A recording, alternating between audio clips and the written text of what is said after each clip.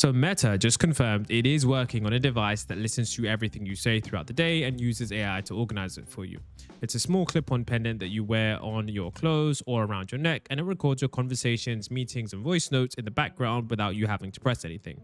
The moment people heard about it, the reaction has been split straight down the middle. Some people think this is one of the most useful AI tools ever built. Others think that this is just going to be a surveillance device that nobody has asked for. And the truth is that both sides have a point. Now, at the end of 2026 in May, the information essentially published a report based on an internal memo from inside Meta. The memo came from Alex Himmel, Meta's vice president of wearables, and it outlined a plan for Meta to start testing a new AI pendant within the next year, with pilots expected sometime in 2027. No public release date has been confirmed, and Meta declined to comment on the report. Now, the pendant is not the new idea that Meta came up with on their own. It's built on technology from a startup called Limitless, which Meta acquired at the end of 2025. Before the acquisition, Limitless sold its own AI device, also called the Pendant, which is a small coin-sized aluminium clip that cost $99 and could record up to 100 hours on a single charge. It connected to an app and could generate full transcripts, meeting summaries, and even link recordings to your calendars, emails, and browser history to give the AI more context about what was being discussed. So to understand why Meta is doing this, you need to look at what is actually happening inside the company's hardware division. Meta runs something called Reality Labs, which is the part of the company responsible for all of its hardware products. From the Quest headsets to the Ray-Ban, smart glasses, Reality Labs has been losing billions of dollars for years. The pressure on Zuckerberg to show that hardware can actually be a serious business for Meta is enormous, and the Pendant is one piece of a wider plan to fix that. The memo also revealed that Meta is planning to release up to 4 more models of the Ray-Ban glasses before the end of 2026, and it is introducing something called Wearables for Work, a business-focused version of its wearable products aimed at enterprise customers. The Pendant fits into that same strategy. The goal isn't just to sell hardware, it is to get more people using Meta's AI models directly through the devices they wear and convert those users into paying subscribers for Meta's AI services. Now, you have to wonder, why does this matter? Because right now we are moving into a different era of AI that most people don't understand. And that era that we're moving into is ambient AI. And this is one of the most contested spaces in all of consumer tech right now.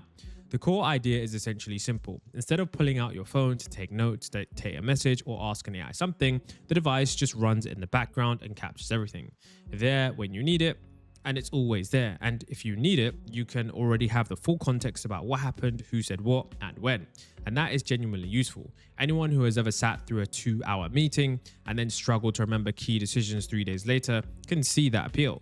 Meta's Ray-Ban glasses already do something similar with the cameras. The Pendant takes that further because the microphone is always on. But here's where it gets complicated. Meta is not exactly the company that users trust most with their personal data.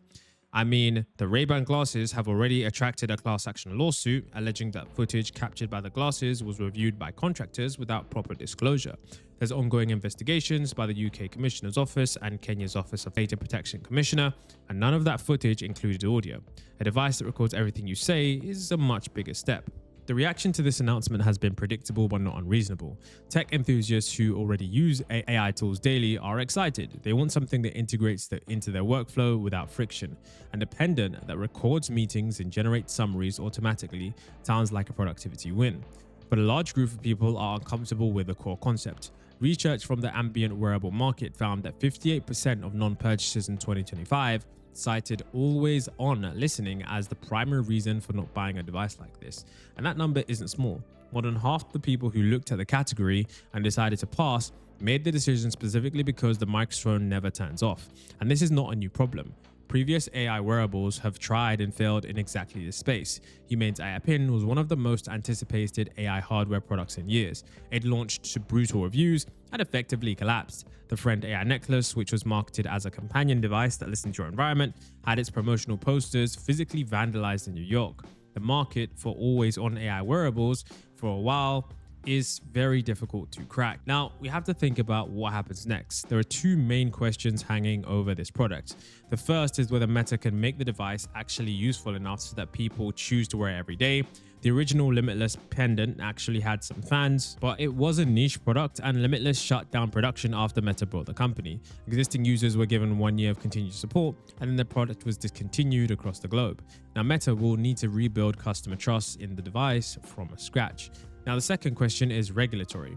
The EU is already scrutinizing Meta's glasses under GDPR and the Digital Markets Act. A pendant that records conversations is likely to face even tighter scrutiny, and particularly in Europe, where the rules around recording third parties without their consent are strict. Under GDPR Article 13, recording speech from people who have not consented to being recorded is not a grey area. It is a serious legal issue. Some vendors in this space have responded by adding audible consent tones and physical mute buttons with LED indicators, but there is no indication of what Meta's approach will look like. Amazon actually recently launched a similar device called Bee, a clip-on wearable with continuous listening built in, but that product also triggered immediate privacy criticism, and Meta will be watching how Bee performs before it goes too far down the road with its own version. Now, Meta is making a serious bet on wearable AI, and the Pendant is the most ambitious part of the bet.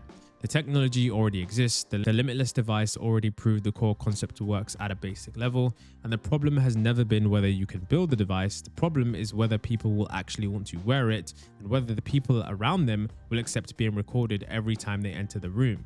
If Meta gets the privacy architecture right, prices it competitively, and can tie it to a useful AI experience with other platforms, it has a real shot at being the first company to make AI wearables mainstream.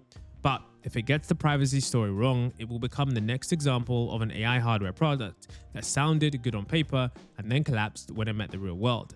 The testing begins in 2027, and that's when we're going to start to find out which version of the story we're actually living in. Now, if you guys want my own personal opinion on where I think this device will land, I think this device is going to have to be very careful with how they market themselves, because as I've already discussed several times in this video, Meta just simply don't have the right privacy when it comes to branding, and considering what they did with people's data in the past, nobody is really going to trust this.